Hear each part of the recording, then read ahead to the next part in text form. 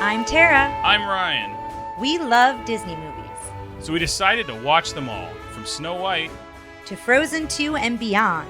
Each episode will watch a different Walt Disney Animated Studios film and tell you all about it. Did we like it? Does it hold up? Who's our favorite hero? Or villain. We'll give you history and fun facts about each movie.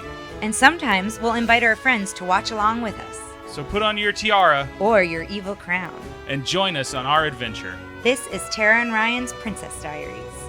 Hello, listeners, and welcome to Tara and Ryan's Princess Diaries, a mini-tale where we strive to keep things under 45 minutes. And I think we'll probably be able to do that today, don't you think? Yeah, and this is our first mini-tale where we discuss something that's just come out. This is our first episode, at all. Yeah, to where we're following the timing. We're waiting. Other things that have come out, we're kind of waiting to watch them. But this one, we were so excited. We wanted to make sure that we did a little episode on it. And so I guess we should tell you, it's Raya and the Last Dragon. Yeah, and I think for those of you who are starting and wondering how we're going to do this real quick, if you haven't seen the movie, we're going to start off, and I think we should kind of do just really vague impressions and whether you should see it and kind of maybe kid content for any parents watching. And then we'll get into, we'll let you know, and then we'll move into kind of non-spoilery, but if you want to go in fresh, stop there, and then we'll go into non-spoilers but talk about the story, and then at the end we'll just give you another break and open it up to whatever we want to talk about. Does that sound fair? Yeah, and the other thing is we will be doing a full episode on this when it comes up in our chronological order, but we felt we really wanted to do a smaller episode just talking about how we felt after we watched it. So get ready and buckle in, folks, because this is the first episode where Tara has 0 notes. No notes, listeners. So this is, it was my first time ever watching this, and so I really want it to be really in the experience, and so as if we saw it in the theater, which if we weren't still in the pandemic, that's how Ryan and I would have seen this. So that was kind of my thought behind that. Well, almost, except we talked during this entire movie. We did, yes. So I will say, if we saw it in the theater, we wouldn't have chatted as much. And when we go back to seeing things in the theater, we're going to have a real rude awakening because we're so used to chatting with each other. Because the whole time we kept saying, well, let's start off with our first impressions. What did you think of the movie? It's so good. I really think if you are a lover of Disney storytelling and the way that they world build, the way they build a world, the way I would compare it to Moana in the sense of, it feels like part of our world in the sense of things we know, but then they kind of create their own world within that, and it's just beautifully done, beautifully executed. I think the idea is for this world, Kumandra, to be like a pan-Asian fantasy world. Yeah. So kind of like Westeros isn't really Europe, but it is. Yeah, and I will just say the attention to detail in everything from, how they greet and pay honor and tribute to the dragons.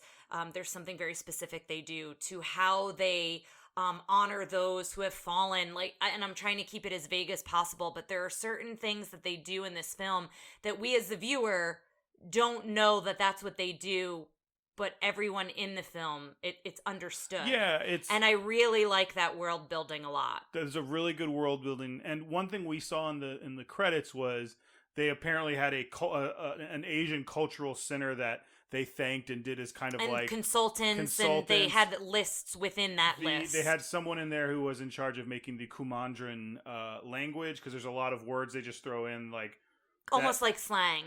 You don't know what they mean, but you do know what they mean, just kind of by context. With the inflection, yeah. And I can read the synopsis. I guess we haven't done that. Well, I thought it was good too.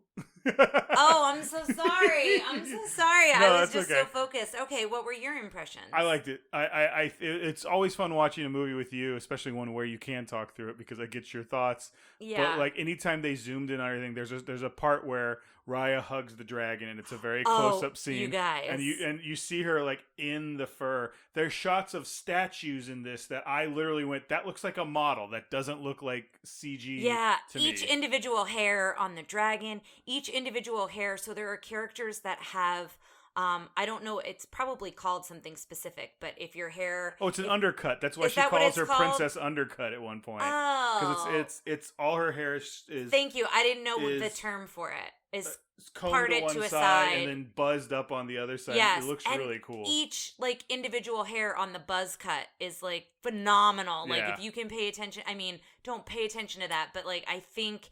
that like everyone's hair was so cool. The water was really cool. The clouds at one point looked so real. And that's what I couldn't get over in Moana. I had seen that, and we'll go into talking about that when we get to it, but I had seen that before Ryan did. That was when we didn't see together, and I just could not get over her hair. And they build on that with their technique and with their talent and what they're able to do, and the colors.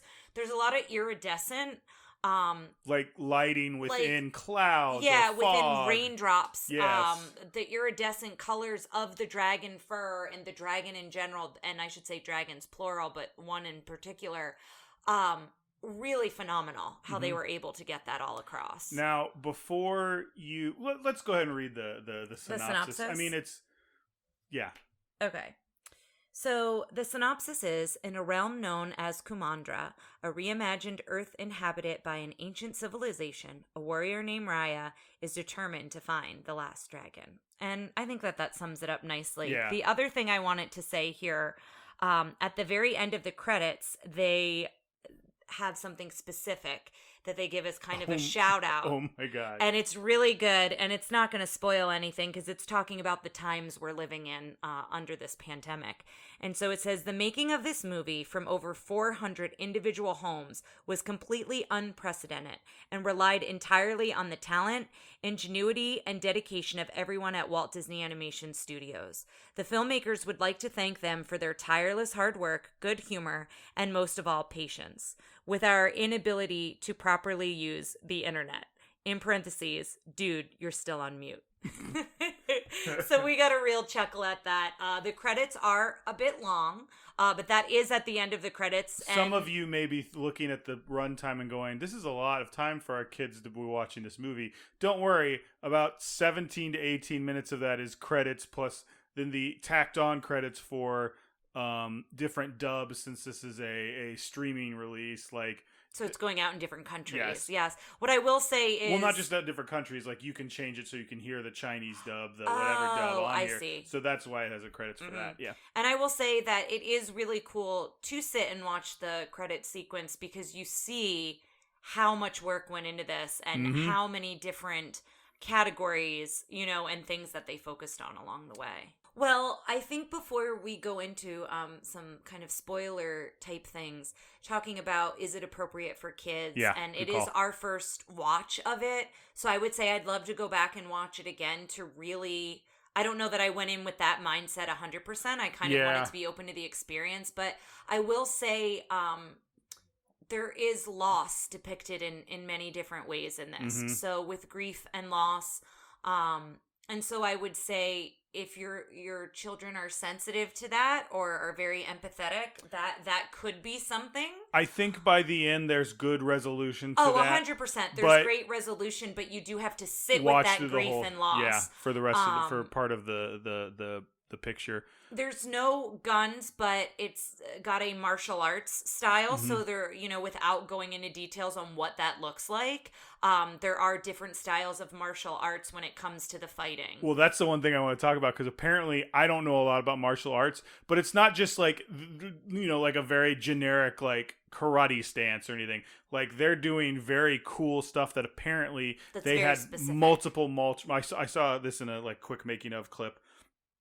There were multiple martial arts experts, consultants, who came in. So if you know something, you can sometimes see them switching to different styles across, very interesting stuff. And it's the choreography of them is very, very cool. Yeah, and I will say the way that they've blended different cultures kind of together to make this world, I really enjoyed how they did that and the cohesiveness of that. And I would love our listeners out there who are from some of these cultures, I'd love to know your feeling on it, on Absolutely. how you feel represented, how you think they did on it, and we could maybe go into the cast a little bit to talk about how the cast was represented in that way as well. So we've got Kelly Marie Tran.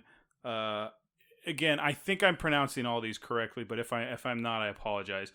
Kelly Marie Tran, who was in The Last Jedi, who I posted, I think, on the page some pictures of her on the red carpets for this, and how dare she look that good? Absolutely how stunning. Dare she? Yeah. She's great in it. Apparently, originally she's Raya, we should say. She's Raya. She replaced a non-Asian actress who was the original role, I think, and they made that decision like a year ago or something to change that out. Aquafina, who was in Ocean's 8 and is actually going to be in the Little. She was in Crazy Rich Asians, and she's going to be Scuttle in the live action Little Mermaid. Plays the dragon. Now Tara, some of you may have the same experience Tara did. Is if you watch Hulu, you've probably seen a lot of trailers for it by now. They played the wrong video with the audio, and it kind of feels off. Yeah, and her voice was kind of like very intense, and like to me didn't fit with how the dragon's animated. I will say I 100% disagree with the statement I just made after watching the film. Yes. But the trailer like really threw me off, and I wasn't super pumped about the dragon in what I saw in the trailer. And I think they wanted to keep a lot of mystery. So in that regard, I'm really glad they didn't show us a lot in the trailer. And I don't want to talk about a lot of it. Yeah. Because I want you to be able to experience that as we did. But it's something they do in animated movie trailers a lot, where they like just throw in a funny line with a better clip that fits like 2 seconds. Yeah. And then it just looks like this is bad animation because their mouths don't match the I believe text. Yeah, the text, the audio that they used, the dragon looks different in the film. However, in the trailer, it is still the dragon form as you've seen it in the trailer. Yes. So again, with being vague and not giving too much away. So I think that may have messed with the flow in the trailer. Also, Gemma Chan from Captain Marvel and the upcoming Marvel's Eternals is in it. Isaac Wang, who... Do you want to say what characters she plays Namari. Okay. Isaac Wang plays Boone, who's a little kid, but his entrance is Boone fantastic. Is great. And again, that's as Boone's far as one we'll of my go favorites. with it, but he was one of mine as well. Daniel Day Kim plays Raya's father, Benja, and Daniel Day Kim is from Lost, in Hawaii Five-0, and a bunch of other things. Benedict Wong from, let me see, he was in... He's in Doctor Strange. He was in The Martian, Sunshine. I forgot he's in Sunshine because that was before. He has like a distinct, this is going to sound bad, but like weight change where I realized I thought he was another actor before then. Oh, I see. And his character, is it Tong? Tong was my favorite character. Tong was really, really great as well. But that's the main cast, and there's some other people you might recognize within it. Alan Tudyk, of course, makes a return, as he is in all Walt Disney animated movies since I believe Wreck-It Ralph. He plays Tuk Tuk. Do you know who Alan Tudyk is? So he was Wash, the flyer, and do you remember? Yes, yeah. But he also is your favorite Star Wars character, yes. K2SO. Yes, that's right. Oh, I didn't realize he was the voice of Tuk Tuk. He's like in Pixar. They always have John Ratzenberger, I think his name is. Norm from Cheers, and he's in every movie because he's their good luck charm. Yeah. Alan Tudyk is Walt Disney Animated Studios' good luck charm, fun. so they get him in everything. He's the voice of the chicken from Moana. Oh my gosh, I'm obsessed with that chicken. I will talk forever on that chicken. Well, great. Well, I think this is where we will break for anyone who that's all you want to hear and you want to experience it on your own, which Let me ask one more question before we do that. Just real quick, what do you think about young women watching this and kind of the... Oh, I think it's very empowering. There's a lot of very strong female characters in this. Obviously, the lead character, but I think they all go on their own journey. There's a couple women in this, and they all go on their own journey to kind of figure out not only who they are, but who they are within the world and how what they do is affecting everyone else, if that makes sense. Again, I'm trying to be kind of vague. Yeah. I just want to make sure we get that because I agree with you. I think now we're going to start talking. If you want to go in fresh, stop here and we'll take a quick break and we'll talk a little bit about just kind of not spoiler territory, but just kind of general story stuff. Okay, so now we're going to talk a little bit about the story and a little bit more about the characters. One thing I do want to talk about that we didn't talk about before, you were kind of prancing around it, but the fact that Raya, the dragon, Sisu, can change into a human. Oh, it's so cool, and guys. The human design is so good. She's got this big weird mouth and her hair is this beautiful multicolored. It's so cool the way her hair moves and the iridescent in her hair as well as in the dragon fur. And Ryan pointed out her clothes are too big, like they don't fit her right. And the type of dragon she is kind of that Asian dragon. I'm sorry, I was gonna say Oriental, and I believe that's an okay use here. But I have been trained by a former fraternity brother in it is. I am Asian, not Oriental. I am not a rug. I am not meant to be walked on. That was a very good way of remembering it. Yeah. But I believe in this case, kind of the old Asian type dragons that are almost like sea serpents and have that. She's a water dragon, so she swims. So she has that kind of flowy bit to her, and they respond to that in her clothes that are like coming over her. And they're too long for her. And when she first changes, and she gets different powers as the film goes on. I still kind of want to be vague just in case people haven't seen it but want to listen to this part of it. But as she gets these different powers, she realizes she can do other things, and so she can now be a shapeshifter, so she can change into a human. But when she goes to run away, she doesn't know how to walk on two legs. And that was a really fun detail. She starts running on four legs, and she's really bad. That was a really great detail that they did. One of the things I want going into the story, and I talked about this a bit with you, but I don't know that you have a reference for this. There's a lot of Avatar: The Last Airbender in this, and that the world has been divided into multiple places. They're all at war with each other, and the real story here is all about coming together, which is a lot of the story of Avatar, and trusting one another. And trust is a very big focal point. And there's one realm that's kind of trusted less than the others. They deal with that a lot more in Avatar because they have 3 seasons to do it. But then, by the end, the whole point is unity. I like that story a lot. I thought that was a really cool. They do a good job of being. If you've seen Avatar, you're going to make these comparisons, but I don't think it's like so 1-to-1 that like. Yeah. But the other thing they do is that really cool world building of like, this nation rides on cats, and then like this one is like a market nation, and they're all pickpockets, and the one that's more the markets. Oh, we gotta talk. We have to talk about Khan Baby, and it's Noi. There's on paper, I feel like this character shouldn't work. I wanted to immediately hate this character because it kind of reminded me it's a little baby who has lost her family to the evil entity of this thing, which and what we should say. Oh, go ahead. Well, there are these weird monsters that turn people to stone. And it feels very much, if you are a Marvel fan and know the Marvel universe, it feels very much like when they disappear, except instead of them evaporating into nothing, they evaporate into stone. What I will say, or they don't evaporate, they change into stone.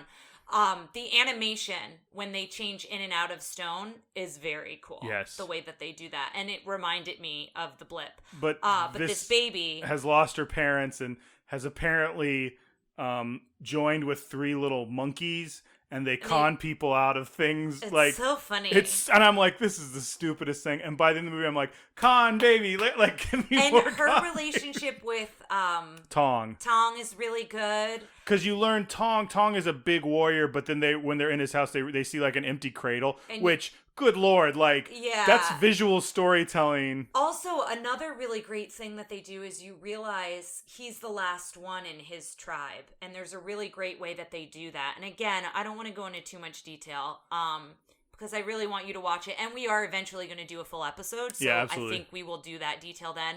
But they reveal that in a really heartbreaking way, that you find out he's the only one left for his tribe. But they kind of insinuate, I think we think he's a grandfather, So when he joins up with Raya and her group that's growing, he's got Con Baby, who in the subtitles they refer to as Con Baby. Yes. No one says her name, and he says something like, "Little Noi here, we'll find your family." And they then go, she like "Why pats are you calling?" him on the chest, like they have a very loving connection. And then Raya's like, "Why did you call her?" She's like, "Noi, that's her name. How'd you know that?" "It's on her collar. Did none of you look like this chastising?" He's like this great warrior, but he's also like a grandfather, so he's like, "Do none of you know how to take care of a baby?" Like, it's just this funny little moment. It's really good. There's just so many great details, and there were things that when we were watching it, I was like, "Oh, I love that, and now I'm trying to recall some of those. I know you don't have your notes. I know. I'm going in blind here, guys. This is like, what was the one where I wrote all the notes on? Who Framed Roger Rabbit? It's like we're seeing how the other one lives. Yes,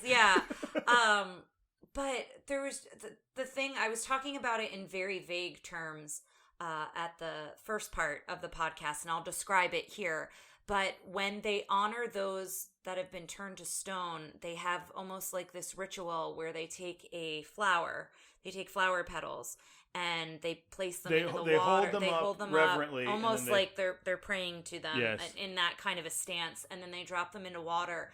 And to me, that was such an important storytelling moment because, again, we as the viewer didn't know that that's how they honor those who they've lost, but it was very clear among everyone in the story that they saw one person do it, and then they all did it. They all did it, and they did it for the number of people they had lost. So I think it was different for each one. I would love for any of our Asian listeners to Asian American, Asian, however, whichever you are.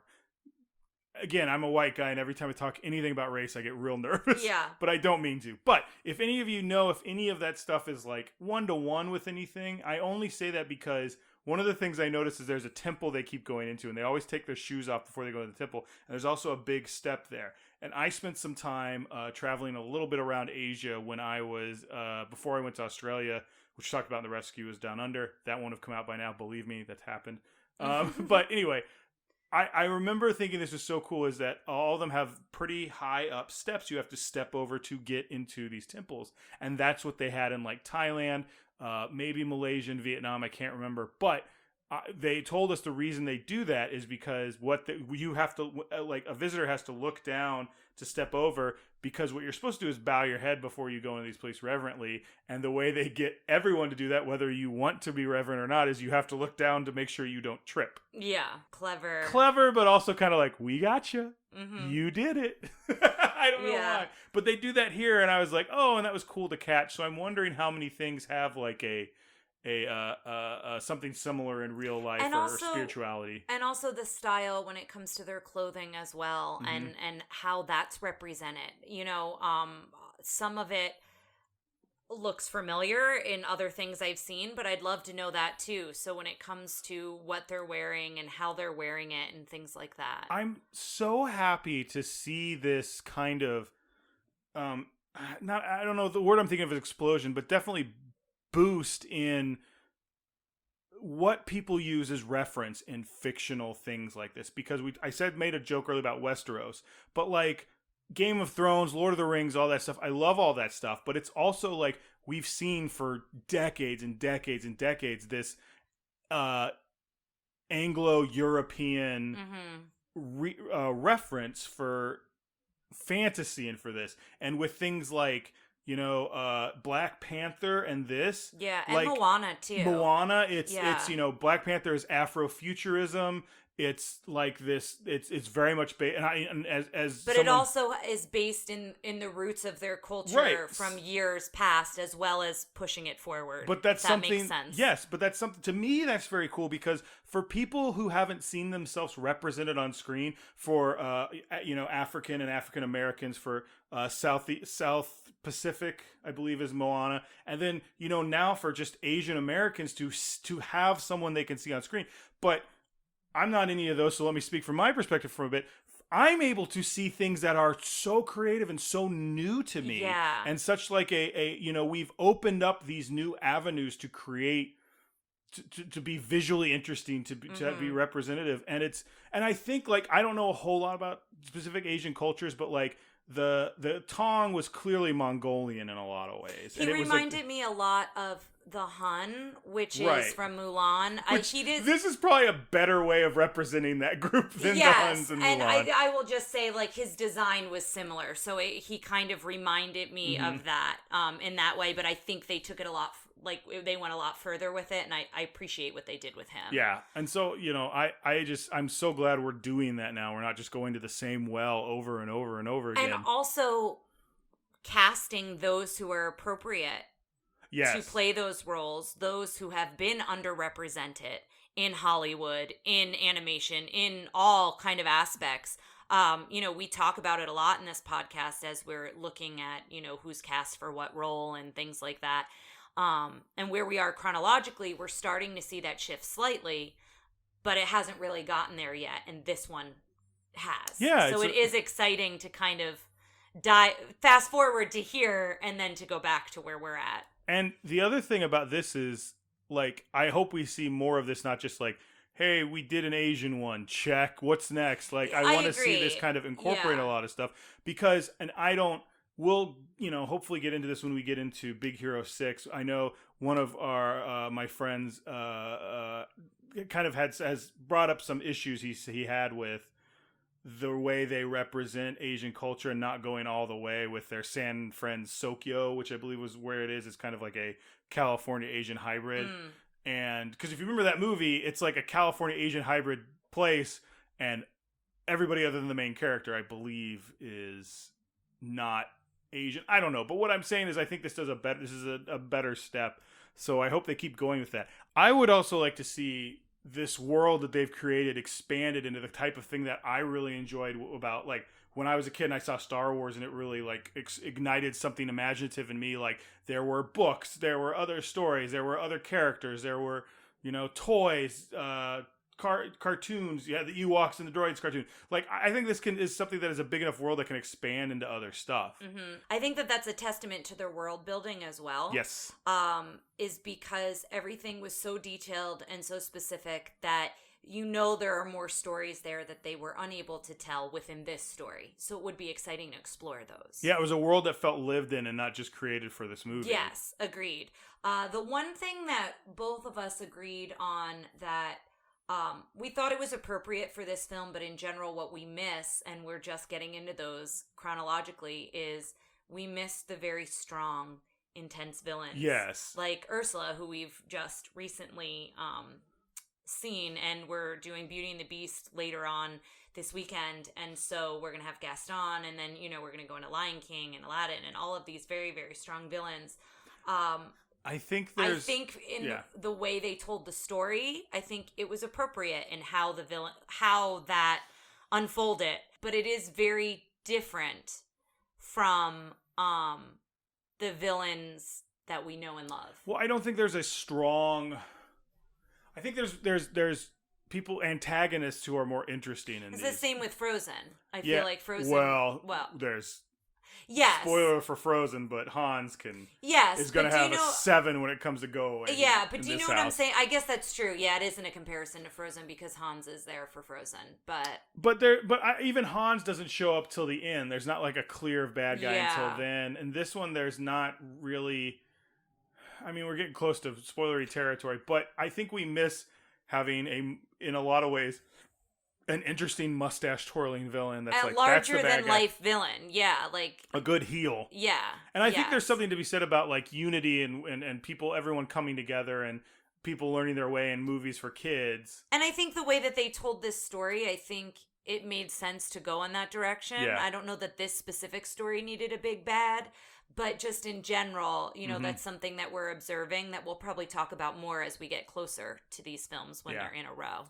Do we have any last thoughts you have for this or anything before we wrap it up? I just think you should see it. I mean, if you don't want to pay the money, then wait. But I think it should be on your list one way or another to see it. We should mention that we paid the money to see it when it opened because we looked at it as we would have gone to the theater and the movie theater, and that we would have paid more to go to the movie theater to see it. So that was kind of our justification. We also have a podcast about Disney animated films, so that's part of it. But it's completely understandable if you're waiting, but I wouldn't wait too long. Like once it's available and you're able to stream it without paying the additional money, I highly recommend it. And I do think overall, I think children will really enjoy it. Again, kind of use your... It's your kid, not ours. Yeah, but yeah, I loved it. Like, I could gush on it for a while, but I kind of want this to just be like a little, we're dipping our toes in the water, because I know we're going to do a full episode. I agree. I thought it was a lot of fun. I think, I already have seen one friend who said they saw it with their kids. James and Melissa. Oh, great. So they said they enjoyed it. And Maggie. Great. You guys remember our from former Dumbo. guest, Maggie? Yes. There is one thing.